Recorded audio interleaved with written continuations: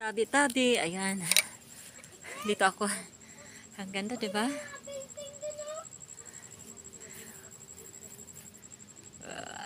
Ito quarry. Ito kami ngayon sa taas ng bundok namin. Ayan mga quarry. Ito yung Wawa Dam, yung dalawang magkadikit na bundok. Wawa Dam. Pero hindi ko pa yan napupuntahan. Sa kabilang side kasi kami. Wish ko na makapunta rin dyan. Soon. Makakapunta din kami rin dyan. Maulan sa ibang lugar. Ay, madilim doon, oh. Ayun, oh, mahamog. Masyado ang kapal ng hamog. Ito pababa. Layo. Dito kami sa may mga saging-sagingan, eh. Ay, ganda yung spot. Ayan. Ganda ng tanawin, di ba? Fresh air pa. Baka gumulong ka dyan, Doy, ha?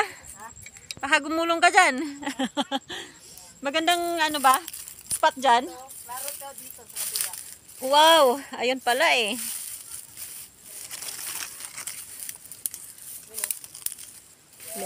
Baba ako ng konti. Ay, ko. Anong dyan to?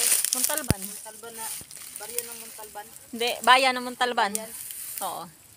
Bakit pala siya? Oo. Ayun, yung mga building na yun, Manila, Makati area, doon.